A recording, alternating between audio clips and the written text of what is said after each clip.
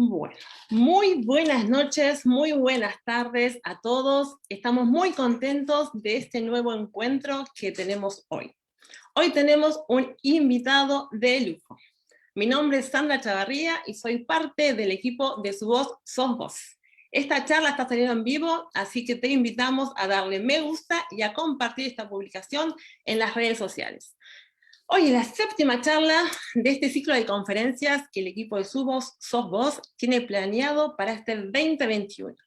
Por estos encuentros ya han pasado Damián Torres, Alejandro Leyer, Gabriel Ballerini, Ezequiel Baigorria, referentes de Provida que luchan y defienden la vida como todos los que estamos aquí hoy reunidos.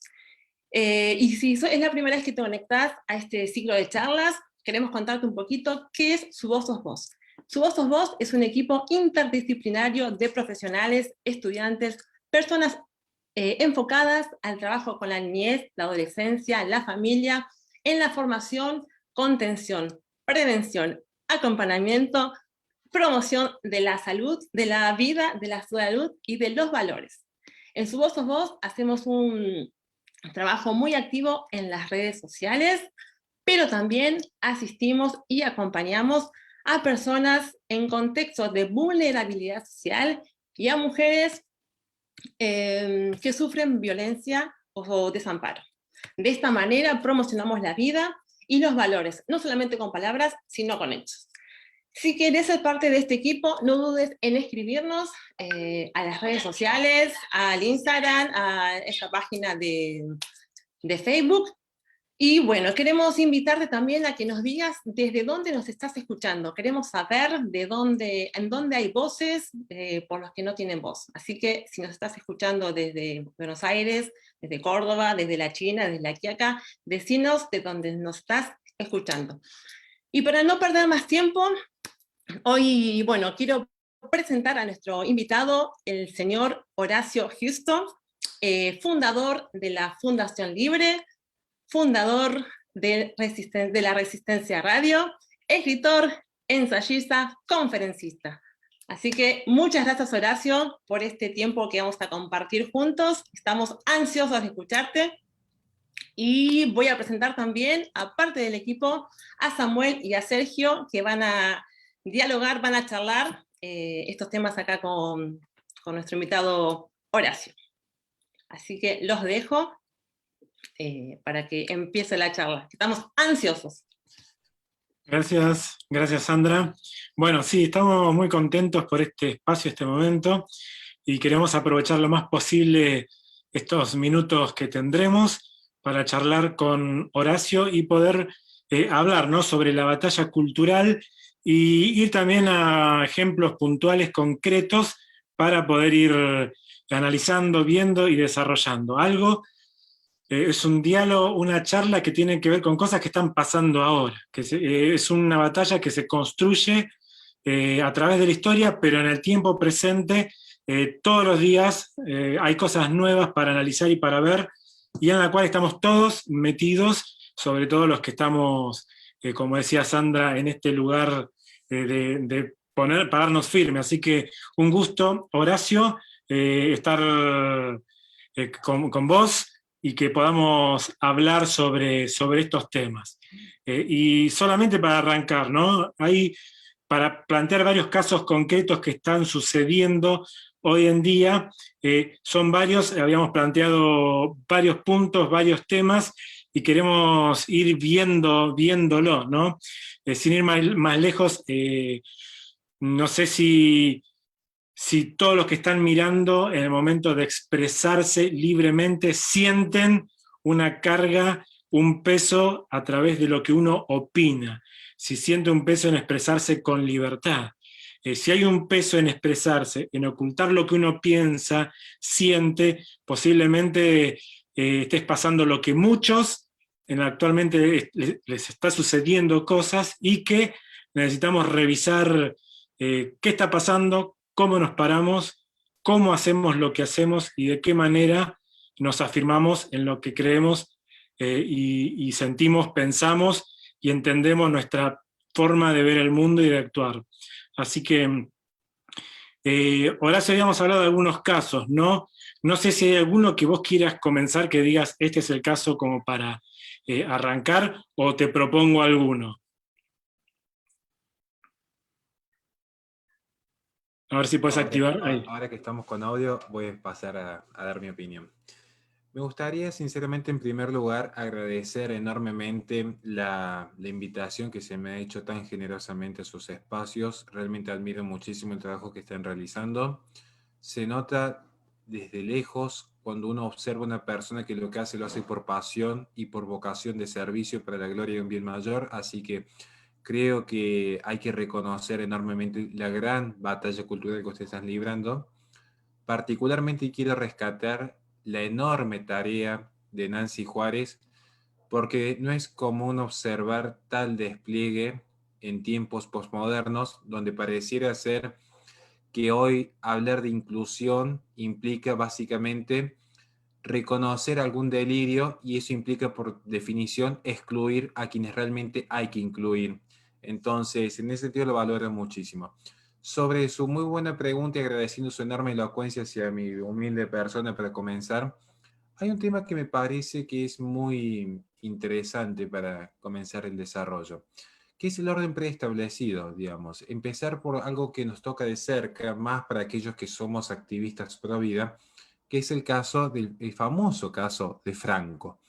Ese padre que simplemente no quería ver a su hijo perecer en una clínica, digamos.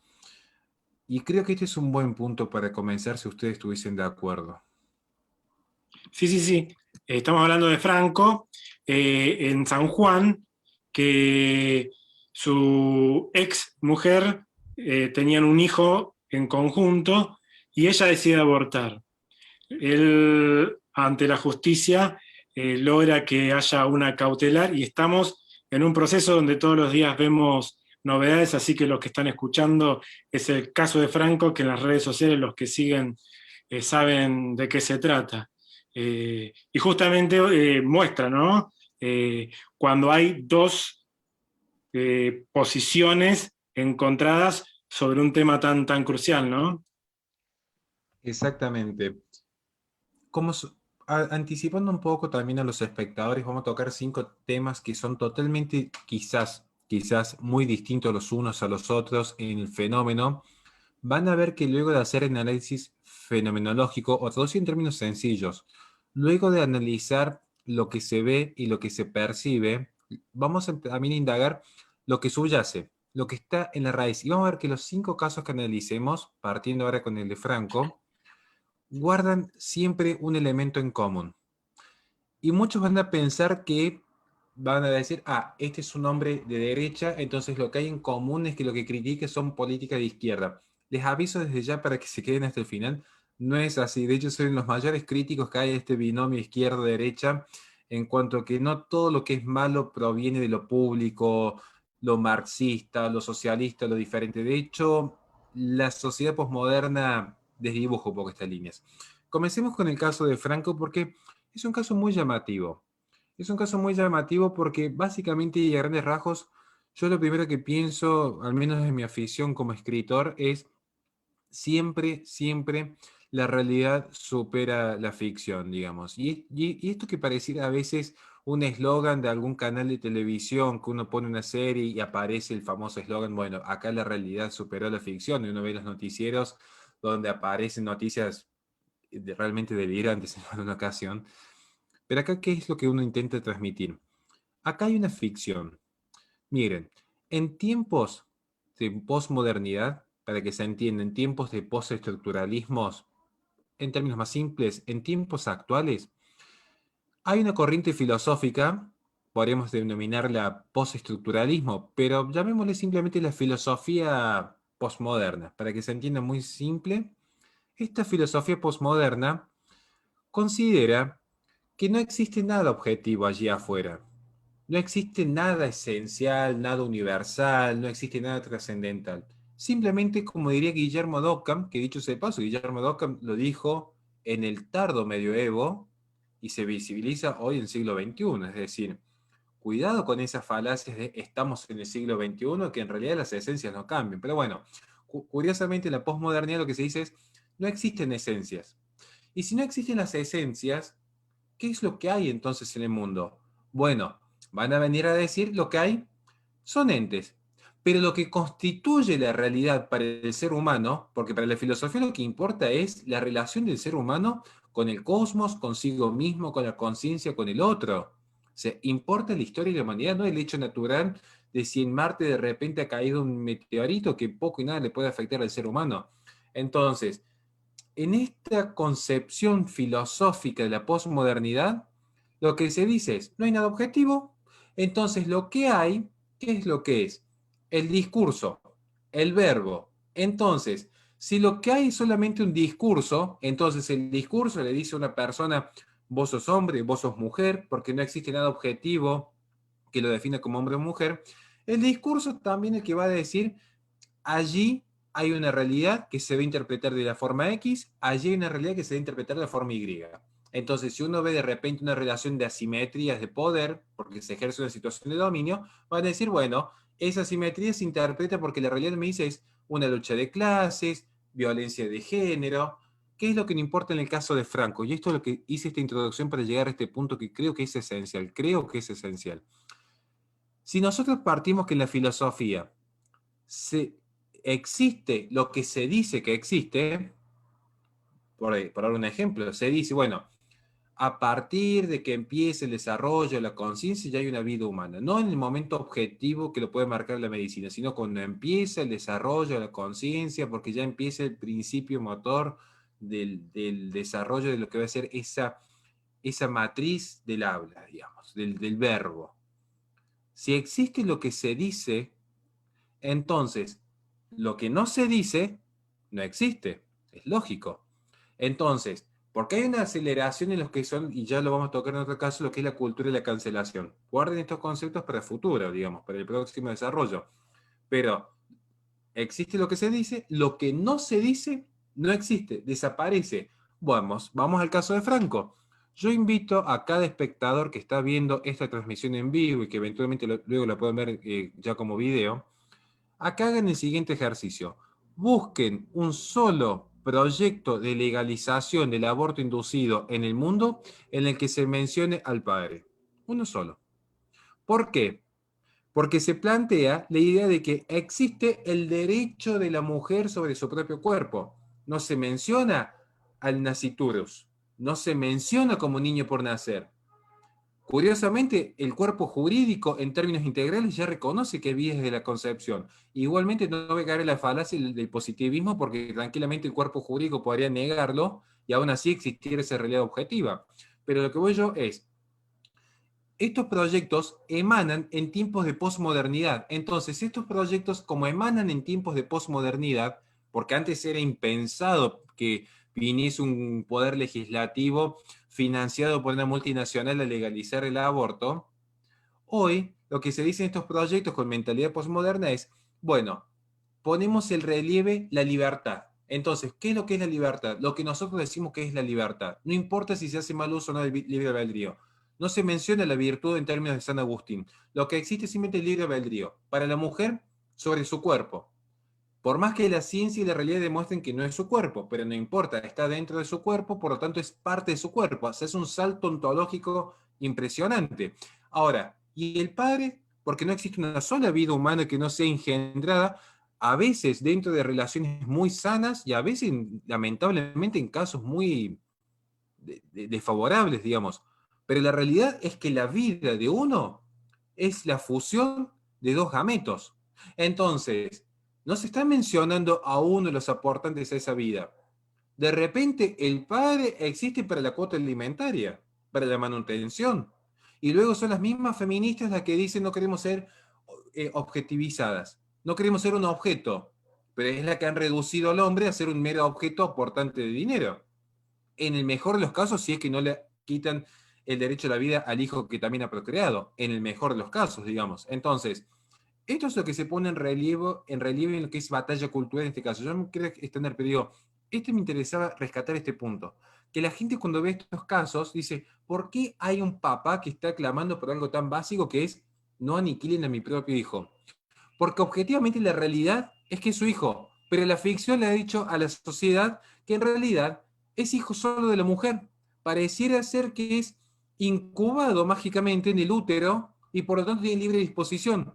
Lo cual también es una ficción, porque aún llegado ese caso, supongamos que por un milagro se lograse insertar una vida en el útero de una mujer en pleno siglo XXI, cediéndole esa parte, aún así tampoco responden en términos éticos qué es lo que lo dota a la mujer de ese señorío sobre una vida ajena, que objetivamente es una vida ajena. Entonces, esta es la colisión que se genera, la realidad versus la ficción.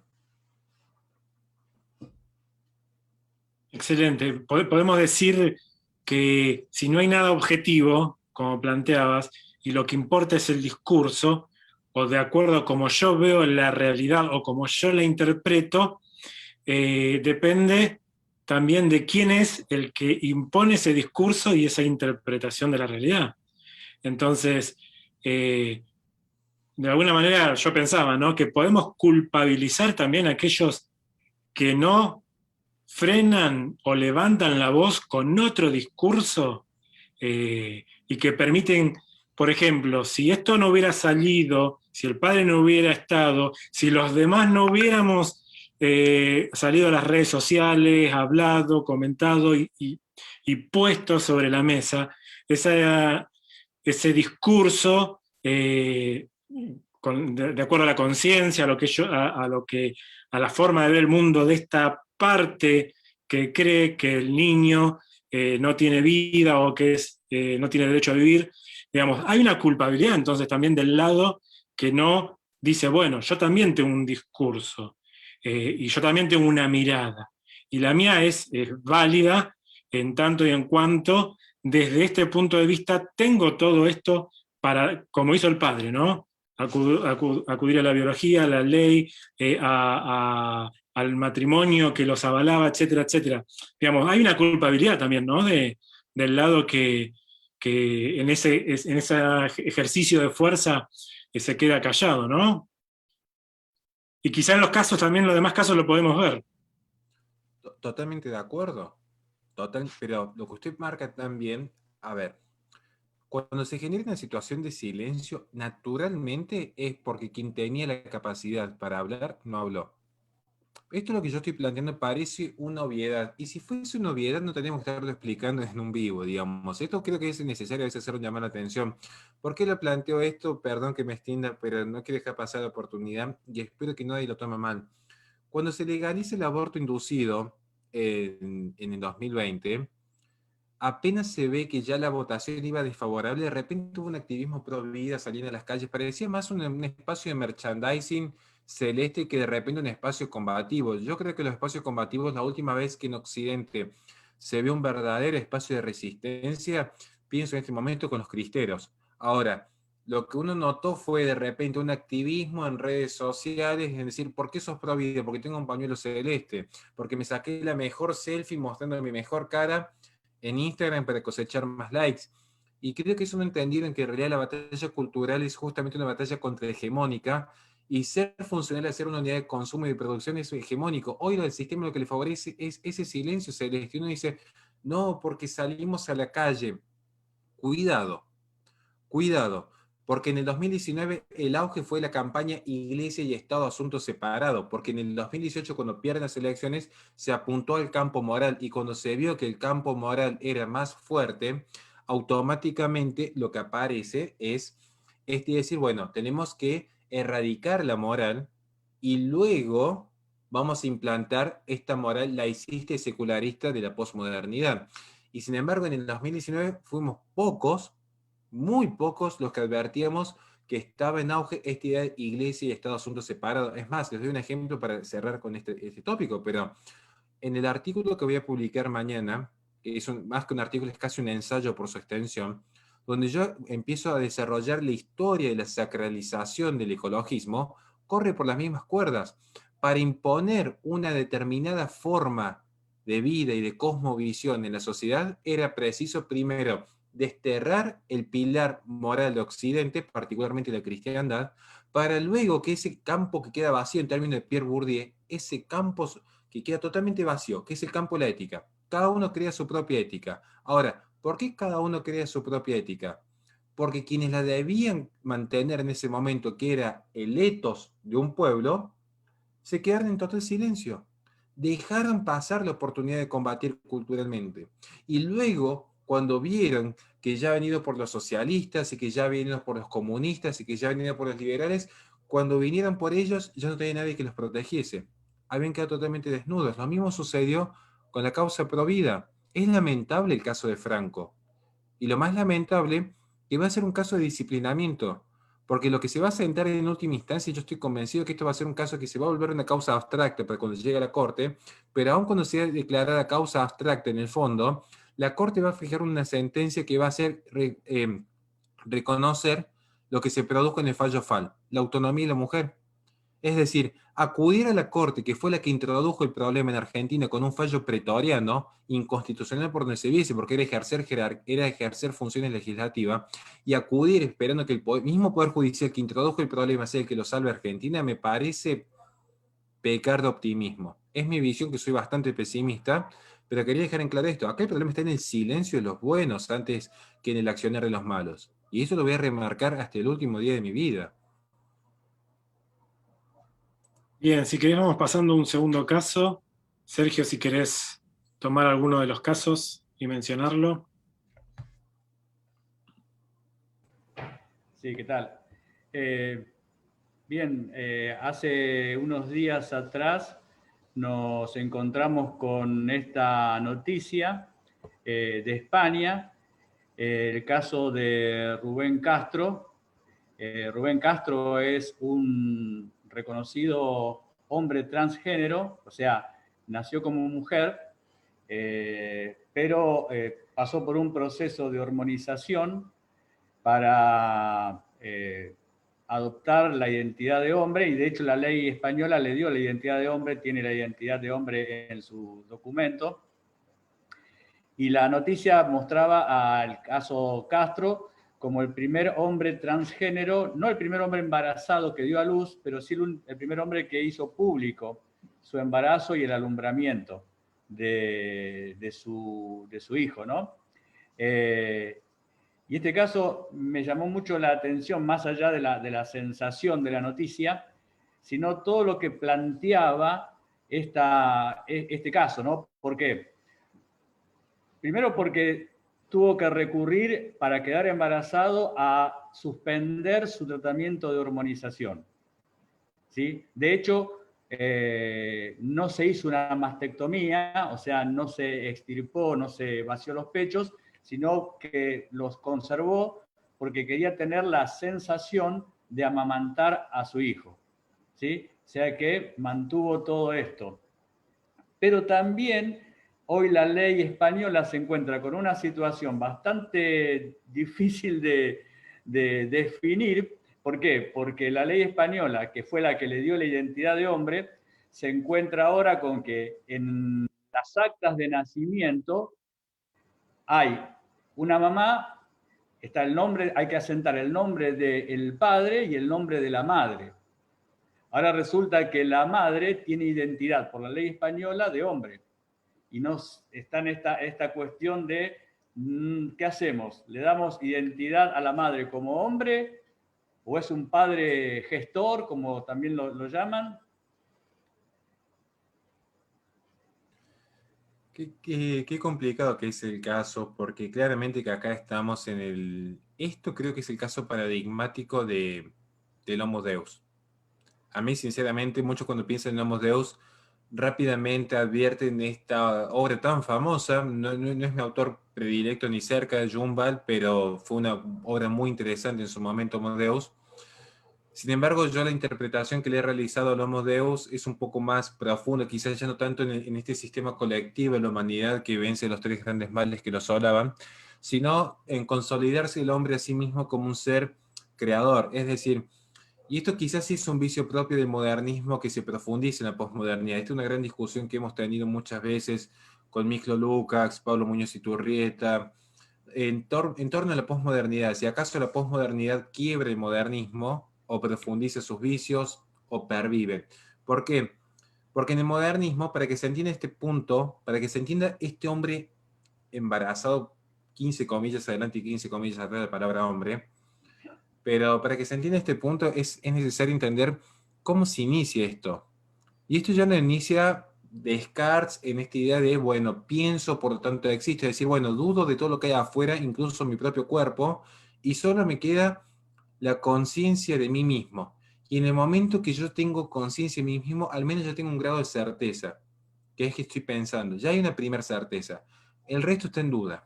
El resto está bajo un proceso de verificación. Ahora, cuando el proceso de verificación, esto digo, es el inicio, no el final, es un principio. Bien, entonces, ahora, con el proceso de verificación se traslada ya no a un método empírico, como podría ser un propio del positivismo del siglo XVIII, por dar un ejemplo concreto, sino es una cuestión netamente discursiva, porque acá recordemos que aparece la principal postestructuralista, estoy pensando en Judith Butler. Judith Butler es quien, en términos muy simples, patea el tablero, porque hasta Simone de Beauvoir, Kate Millett, Shulamit Firestone, las grandes feministas radicales, sostenían que decir, bueno, mujer, hay un componente biológico, pero no hay que asignarle un rol social. Es una suerte de violencia simbólica que habla de Pierre Bourdieu, toma elementos de Gramsci, claramente que Foucault aparece aquí como un gran hacedor de todo este arquetipo, pero en última instancia hay un reconocimiento, una objetividad en la identidad. Y acá el concepto de identidad es fundamental, porque identidad no es solamente ese principio de propiedades compartidas, sino el principio de diferenciación con el otro. Ahora, en un proyecto igualitarista heredado de la Revolución Francesa, es decir, hay un proyecto en pos de que todos sean iguales, pero ya no que sean solamente iguales en clases sociales, porque se elimina ese vicio de la propiedad privada que hizo la naturaleza caída. Esto se ve en el contrato social, sino que se empieza a eliminar el Estado-nación, se empieza a eliminar estas jerarquías familiares, por eso hoy los hijos son más rebeldes con los padres, se elimina esta idea de la jerarquía eclesiástica, se elimina esta idea de, bueno, empezamos también a romper con esta idea de, bueno, hay una religión verdadera y las demás falsas. No, todas las religiones son exactamente iguales, e incluso la religión es igual que el ateísmo, e incluso el animal es igual que el ser humano, y si no ven un capítulo de mi libro, que de hecho ese paso ya lo tengo listo, sale al mercado a fin de este mes, donde le dedico un capítulo entero al animalismo como corriente filosófica. Entonces, esto es lo que está germinando. Y ahora la gente se ha sorprendido por este, entre comillas, hombre. Lo que sucede es que es un homo deus. ¿Por qué?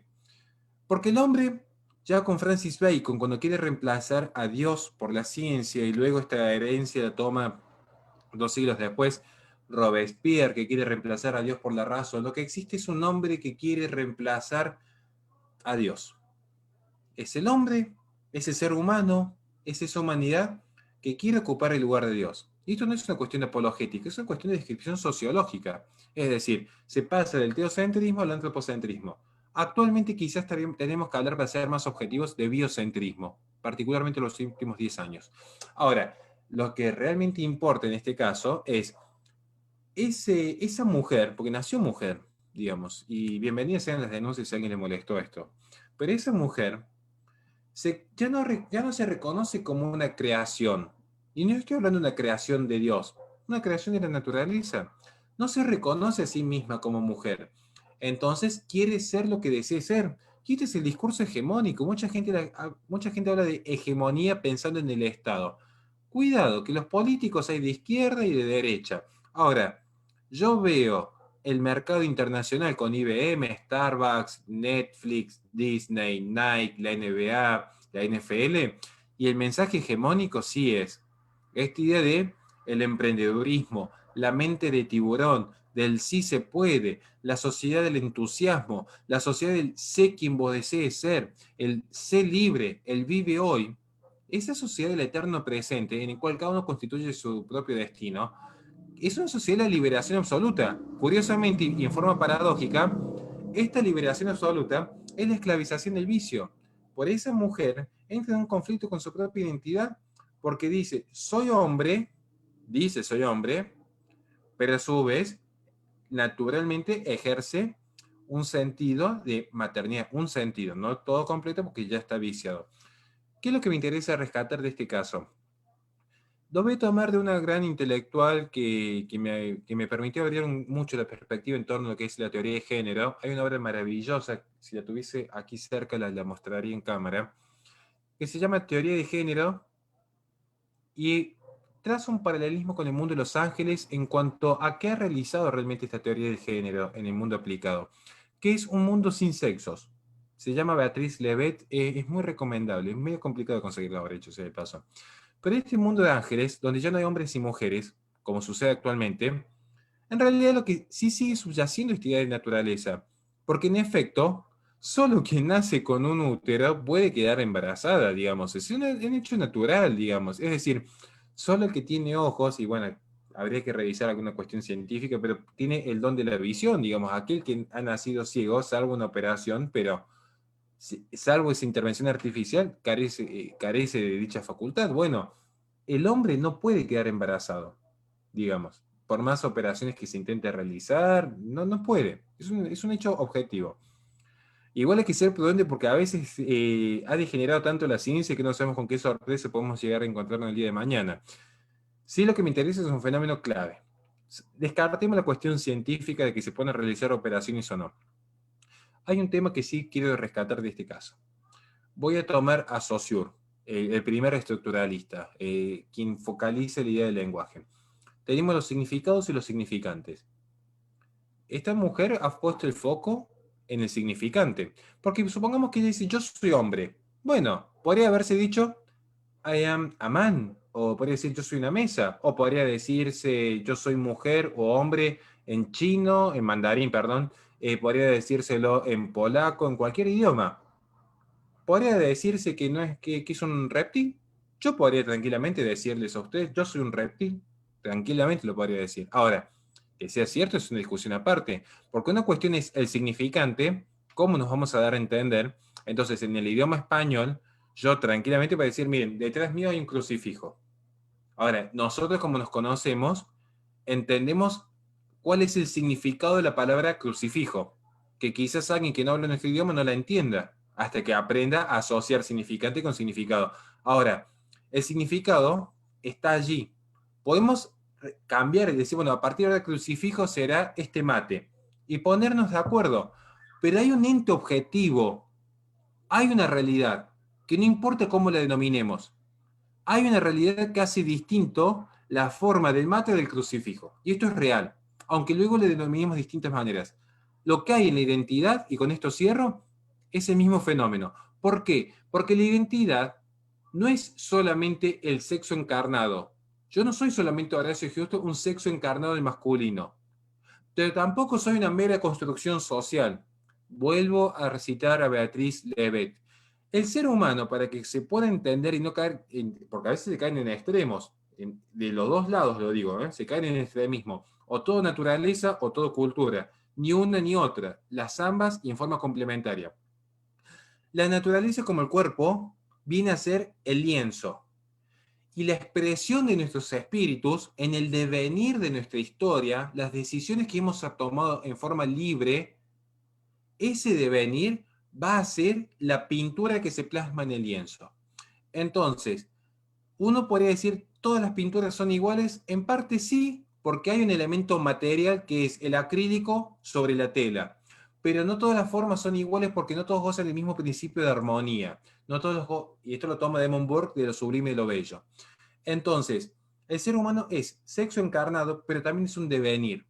Y esta es parte de la identidad del ser humano. No es solamente el cuerpo, pero tampoco es solamente la concepción cultural y el idioma. Es un complemento. Y cuando uno de los elementos se pierde, cuando yo no considero el elemento cultural, soy menos que un animal. Ahora, cuando yo considero solo lo natural, no puedo dar respuesta de la infinita complejidad que es la vida humana. Por eso creo que no hay que perder de foco ambos puntos. Perdón si me he extendido.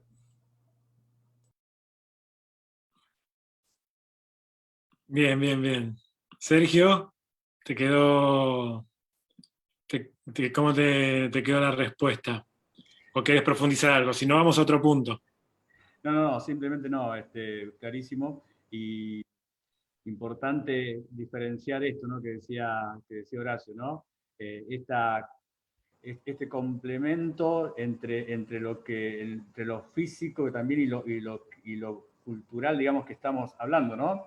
Y a mí me llama mucho la atención cuando se habla de este cambio de ideas y de perspectiva, ¿no? Como que se plantea hoy, que lógicamente se enfoca únicamente en lo ético y en lo moral.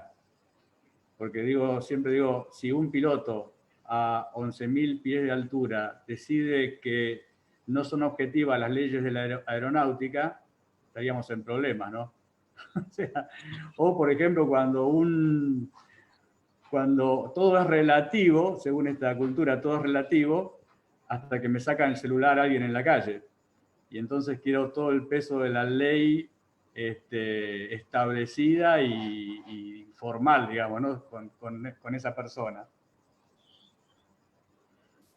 Bien, y sí, yo creo que quedó clarísimo, sobre todo a los que les gusta la lingüística o estudiar y han profundizado en significado, significante, creo que da, no cuenta lo de la pintura también. Tenemos 3 casos más, que nos estamos extendiendo mucho, pero uno era el caso, ¿no?, de Owen, este estudiante en Estados Unidos que dijo que el hombre es hombre, la mujer es mujer, y por eso lo echaron de la universidad. Luego lo incorporaron, pero no sin antes haber tenido un montón de situaciones, ¿no? Menciono los 3 casos, Horacio, y después decime cuál te parece como para fijar algún tema diferente al que venimos o poder ampliar algo. El caso de Owen, este estudiante en Estados Unidos. Después tenemos el caso en la última marcha del orgullo LGBT, en el cual desde muchos municipios, uno de Córdoba que también hubo muchos problemas, en el sur también, que bajaron la bandera argentina y querían poner en su lugar una bandera, dicen, de la diversidad, y se empezó a ver incluso luchas, ¿no?, en el mismo asta, entre facciones y cosas que vimos, ¿no?, incluso por la televisión. Y era como una novela diaria de lo que iba sucediendo. Y el otro caso es el de Lisette Feider, artista por la vida, que muchos conocerán, los que no pueden introducirse un poquito más. Ella en el Hospital Piñeiro había sido encargada por el mismo hospital y por el mismo director la obra, que era una mujer y también un niño dentro de la matriz. La obra estaba puesta, ya estaba lista, hicieron en la apertura, la muestra, la obra, todo, y después tapiaron y la cerraron por presiones de grupos feministas de adentro mismo del hospital, ¿no? Que también es un caso que surgió y que lo pueden leer en los medios, ¿no? Son 3 casos, no sé si tendremos el tiempo, pero alguno que quieras que desarrollemos como para ampliar o especificar un tema que veas necesario, Horacio. Yo desde ya pido perdón, tengo una tendencia a extenderme hablando, quiero aclararlo porque muchas veces yo soy muy crítico de la posmodernidad y yo voy a dar respuesta a esos 3 casos, pero quiero hacer una aclaración. ¿Por qué soy crítico de la posmodernidad? Porque el estado actual de las cosas, uno tiene que ver siempre, el estado actual de las cosas es siempre causa y eso es consecuencia. O sea, uno no tiene que perder ese miedo al pensamiento dialéctico. Santo Tomás de Aquino era dialéctico, Aristóteles fue dialéctico. Y no es esa dialéctica hegeliana. Hegeliano lo que hizo fue aplicar la dialéctica a una tesis muy específica del amo y del esclavo, que dicho ese paso es una maravilla el pensamiento, por más que uno discrepe, la genialidad con la cual elabora creo que merece esos respetos.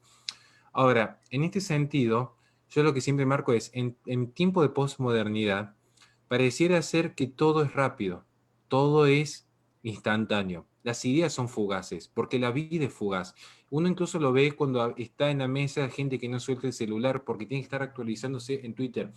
La gente piensa que puede entender un pensamiento con 200 caracteres en Twitter. De hecho, nosotros, en el caso mío, que yo tengo una fuente de ingresos genuina, a mi humilde entender, en YouTube, por ejemplo, estamos en peligro de extinción. Más los canales como el mío, que son conferencias de 1 hora, de 2 horas. Porque hoy lo que se ve es o videos cortos, e incluso YouTube ya permite monetizar doble a partir de los 8 minutos y entera a partir de los 10. Se busca que todo sea rápido. ¿Y cuál es la principal competencia de YouTube? TikTok, que en 1 minuto condensa la información. ¿Se entiende? A tal punto que hoy nosotros los que nos dedicamos a escribir, hemos tenido que dejar de escribir para hacer videos, porque la gente no lee. Las noticias ya no son como antes, ahora son 2 palabras en negrita y se acabó, porque no hay tiempo. Y uno dice, bueno, no hay tiempo, pero ¿no hay tiempo para qué? No hay tiempo para la familia, no hay tiempo para leer, no hay tiempo para la contemplación, no hay tiempo para la meditación. Ahora, sí hay tiempo para 2 cosas fundamentales: consumir o producir. Eso les puedo asegurar que yo agarro a cualquier ciudadano promedio y van a ver que para consumir o producir son puntuales. Para estar paseando con el hijo en el parque no hay tiempo. Para estudiar no hay tiempo. Para leer no hay tiempo. Entonces, por eso tengo ese vicio de extenderme a veces un poco inconsciente, a veces un poco consciente, porque es mi forma muy chica de microfísica del poder, diríamos en términos de Foucault, de resistir a estos tiempos modernos. Pero entiendo que por respeto a los tiempos de los que están aquí presentes, han estado esperando 5 casos. Vamos a desarrollar los 5, ¿Pero cómo? Al mismo tiempo. Estos últimos 3 casos tienen una particularidad. Vamos a repasarlos rápidamente. Una artista a la cual se le tapa su mural en un hospital que era una maternidad, pero que también se practicaban abortos. Vaya paradojas de la ciencia. Se da un caso en el cual se baja un pabellón nacional para izar una de las tantas banderas que exhibe el globalismo. Se da un caso muy particular de un alumno que dice algo que a alguien se ve que le ha molestado. ¿Qué tienen en común? Las 3 formas que generan un determinado modo de disciplinamiento: tapar un mural, evitar que se levante una bandera, expulsar a un alumno, son 3 formas de disciplinamiento. Al artista le están diciendo, vos no vas a pintar esto. Al patriota le están diciendo, vos no vas a levantar una bandera de tu país. Al estudiante le están diciendo, vos no vas a hablar de este tema. Estas son formas de disciplinamiento. El poder le está diciendo al subordinado, tu actividad está excluida, está por fuera de lo tolerable. Nos recuerda claramente esta idea de Herbert Marcuse, que dicho sea de paso la toma de Karl Popper. ¿Qué es lo que plantea Herbert Marcuse en Tolerancia Represiva? Les resumo todas las obras en un segundo. Ser intolerante con el intolerante. Curiosamente, existe un abanico de discrecionalidad para definir qué es lo intolerante. Bueno, un pequeño spoiler, todo lo que no sea de izquierda. Cierro el spoiler, continuamos con la exposición. En este punto, lo que existe, en este punto específico, lo que existe es lo que Pierre Bourdieu llamaría violencia simbólica. Los 3 casos son casos de violencia simbólica. ¿Por qué violencia simbólica? Porque se dan en la superestructura. Vamos rápidamente. Marx plantea que existen 2 estructuras. La estructura que cimienta todo es la económica, y las relaciones de poder son un reflejo de las relaciones económicas de quien domina los medios de producción. A grandes rasgos. Es mucho más complejo. Les puedo asegurar que el 99% de la humanidad habla de Marx y ni siquiera han leído El Capital, y si lo han leído, menos lo han entendido. Pero les estoy haciendo un resumen para que se entienda genéricamente. Viene Gramsci. Gramsci, dicho sea de paso, no es el inventor del marxismo cultural como muchos creen. De hecho, el marxismo cultural, a mi humilde criterio, no existe, para otros sí existe. Es una discusión que se dará en su momento, pero Gramsci nunca deja de ser materialista.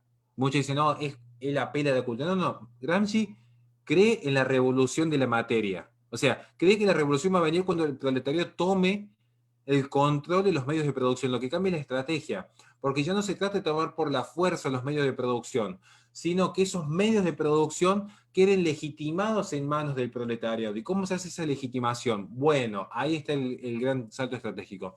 A través de la superestructura, particularmente lo que es el plano cultural, moral, que se expresa en 2 grandes vertientes, podríamos decir 3. El campo educativo, el campo mediático, podríamos presentarlo a este punto, y el campo religioso.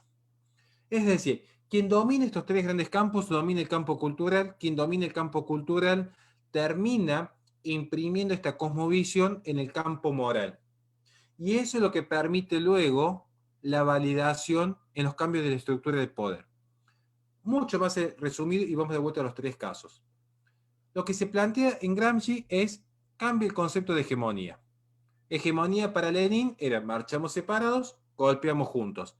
Gramsci dice, no. Hegemonía en realidad es el grupo emergente. Piensen en los Black Lives Matter, los ecologistas, los indigenistas, la Araucanía, las feministas, piensen en cualquier grupo. El grupo emergente desea imprimir su cosmovisión, la forma de entender el mundo, en una determinada comunidad. Y se genera una relación dialéctica porque también la comunidad imprime parte de esa cosmovisión propia en el grupo emergente. Pero es mucho más complejo y no me quiero detener ahí. Ahora, ¿qué es lo que se da? Viene Pierre Bourdieu, toma este concepto de hegemonía de Gramsci, porque Pierre Bourdieu lo toma, digamos, pero en Pierre Bourdieu sí hay un cambio un poco más sustancial en cuanto a la cultura y la materia. Esto es importante tenerlo en claro. Pierre Bourdieu va a plantear decir, bueno, es cierto que el espacio dominante, el hombre blanco, el cristiano, el heterosexual, el capitalista, quien sea, el dominante va a hegemonizar su poder, pero no lo va a hegemonizar y dominar, volviendo a la dialéctica como esclavo de Hegel, mediante la superioridad física. No es que lo va a tener con para que se entienda, no va a estar el jefe de la fábrica pegándole un latigazo al esclavo o diciéndole, o trabajás para mí o te morís de hambre. Porque eso genera un espacio de resistencia muy conflictivo que impide el sostenimiento pacífico del poder. Y si hay algo que caracteriza el poder, es que el poder siempre se legitima a sí mismo. Por eso soy escéptico del Estado moderno, por dar un ejemplo. El poder siempre se legitima a sí mismo. Esto es un ejercicio que incluso cada uno lo puede hacer en su propia casa. ¿Quieren que les dé un ejemplo? Cuando yo de chico le preguntaba a mi mamá por qué no podía hacer eso, porque yo lo digo.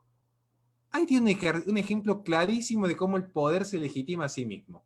Ahora, vamos a las relaciones de las macroestructuras. Cuando una mujer está pintando una obra que muestra que hay un niño en el vientre materno, en un lugar donde se hacen abortos, esto es violencia simbólica. Igual que cuando se impide subir una bandera LGTB, o cuando un estudiante dice que el hombre es hombre. Parece una obviedad. ¿Pero por qué? Porque la violencia simbólica lo que existe es, en esta idea de hegemonía, entiendan, ¿qué es lo que es la hegemonía? Imprimir una cosmovisión. Ahora, la violencia ya no va a ser una violencia material. Vamos de vuelta al ejemplo del látigo. La violencia va a ser cultural. Entonces, para que se entienda un ejemplo muy sencillo.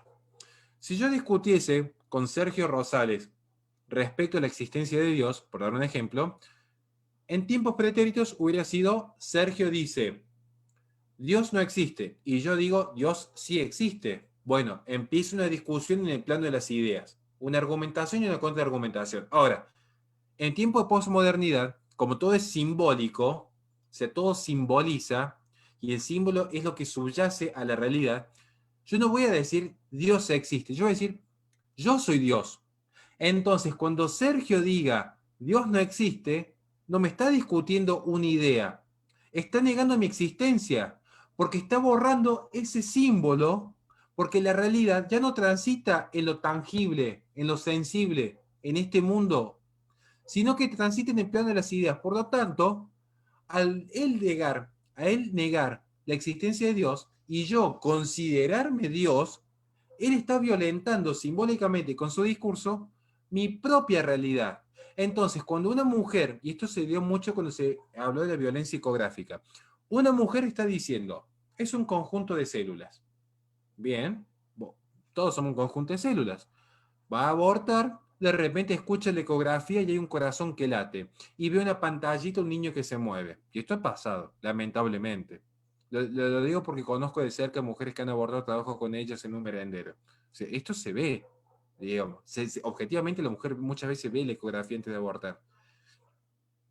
¿Qué es lo que sucede? Es una situación violenta. Y claro que es violento. Porque toda su vida estuvo convencido, como aquel delirante que cree que puede volar. Claro, de repente la gente le decía, no podés volar. Y cuando se arrojó un edificio se dio cuenta de que no volaba. Y se genera una situación muy violenta. Bueno, así también se genera un impacto muy violento. Esto incluso ya lo habla Lyotard cuando habla de la condición posmoderna. Pero se genera esta violencia. ¿Por qué?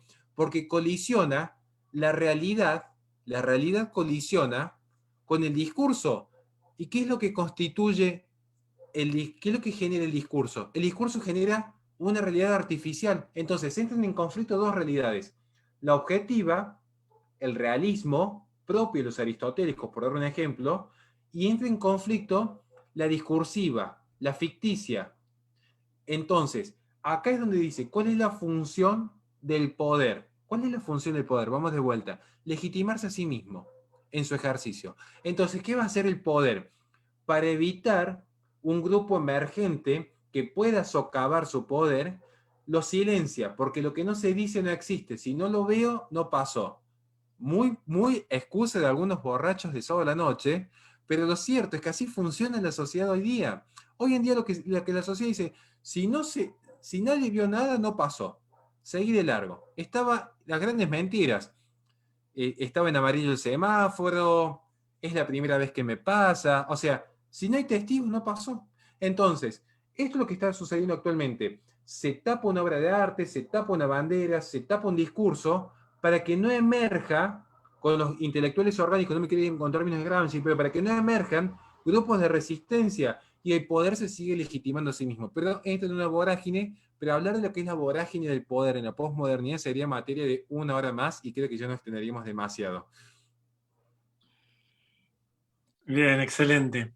Creo que como arrancamos hablando, a través de toda la charla llegamos al final y es como que cerró todo el tema de una manera increíble. Así que los que estuvieron llegando un poquito más tarde, les animamos a que escuchen todo y también quizás pueden ir al canal de Horacio, suscribirse también, mirar lo que tiene que ver con este tema y después volver incluso a ver este nuevo video y va a ser aún más enriquecedor. Excelente, la verdad que me quedo re contento por el equipo. Bueno, ahora estamos Sergio, estoy yo, está Sandra, Nancy. Es un equipo mucho más grande, hoy nos tocó justo a nosotros y la verdad estoy muy contento de parte del equipo de esta posibilidad de escucharte, Horacio. Te agradezco mucho. De mi parte creo que quedo feliz, contento. Te preguntaría muchas cosas más, esto da para mucho, pero lo que queríamos decir creo que se dijo y fue muy bueno. Así que de mi parte yo voy diciendo hasta luego. Sergio, Sandra, los dejo a ustedes. Muchísimas gracias, Horacio. Sí, lo mismo, Samuel, Horacio, muchísimas gracias. Estaba leyendo los comentarios en el chat y todos contentos y esperando sin duda. Me parece que esta charla de hoy responde a muchas cuestiones que pasan por nosotros en este ámbito, en este contexto en el cual estamos. Así que muchísimas gracias, Horacio, por la claridad también de los conceptos. Sí, la verdad, gracias, Horacio. Impecable, impecable. Estalló el chat. La verdad que muy claro, como siempre, muy conciso, las ideas, tuk tuk. Y todos decían, ahora hay que empezar a leer, hay que empezar a estudiar, como que ahora creo que es vamos a empezar a leer, a estudiar, porque realmente es eso, es empezar a ver, a estudiar, a leer, no a ver videitos, porque es súper importante el hecho de leer y de profundizar todos estos datos que vos nos pudiste dar. Así que muy agradecidos, la verdad, todos muy contentos. Déjame leer, estuvieron conectados desde La Pampa, Lavallol, Temperley, Banfield, José Mármol, Santa Fe, Castillo, La Tablada, San Antonio de Areco, San Miguel, Neuquén, Esteban Echeverría, Colombia, República Dominicana y Francia.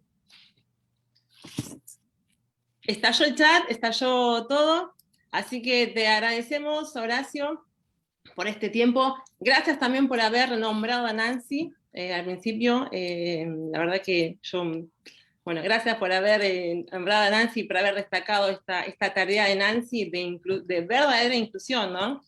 Así que muy agradecidos por este tiempo que hemos podido charlar. Y de México también, gente de México. Bueno, muchísimas gracias. No quiero abusar más de la generosidad por el espacio que me han concedido. Muy agradecido. Esperemos que sea el primero de otros trabajos que podamos realizar en conjunto. Yo me despido. Simplemente les digo que muchas gracias realmente porque me sentí muy cómodo. Me encanta poder dialogar. Sé que son temas muy abstractos. Sé que son temas complejos. Trato de bajarlo lo más que puedo a la realidad. En vivo me cuesta mucho. Quizás escribiendo, quizás en videos muy específicos en YouTube me puedo dar una licencia de tomarme tiempo, pero naturalmente me sale así y sé que no está del todo bien, pero créanme que me esfuerzo para que se entienda. Y lo único que les digo es, a los que están en vivo en este momento, mañana a las 12 de la tarde se estrena mi próximo documental, que es el primero en una serie que estaré realizando, más focalizado en los adolescentes, más que todo focalizado en los adolescentes, que es con distintos superhéroes. Yo soy fanático de los cómics, desde chico, los videojuegos, las películas, explicar realidades. Entonces, el primer episodio es mañana con Flash, ese famoso héroe escarlata que corre tan rápido. Bueno, explicar cómo Flash es un paralelismo a lo que es la globalización y cómo la velocidad de la globalización hizo emerger el globalismo. A veces se preguntan, ¿qué diferencia hay entre globalización y globalismo? Bueno, los conceptos puntuales explicados en forma muy amena, muy estructurada, muy simple, para que ni siquiera tengan que tomar notas, simplemente todo en pantalla, videos, imágenes, efectos, un poco de humor también de por medio, para que sea mucho más llevadero. Así que mañana a las 2 de la tarde tenemos el estreno. ¿Y por dónde lo podemos ver, Horacio, esto? Todo en mi canal de YouTube. YouTube. Siempre Horacio Houston. En Instagram, que escribo todos los días algunas Ujú. palabritas, o en YouTube, que por lo menos son 2 o 3 videos semanales, así que por allí. Muchísimas gracias, Entonces, realmente. nos suscribimos todos a el canal de YouTube de Horacio Houston. Ahí está. Bueno, muchas gracias y nos vemos en la próxima charla. Sigan la página para estar informados de las próximas charlas que vamos a tener y les decimos hasta la próxima. Chau, chau.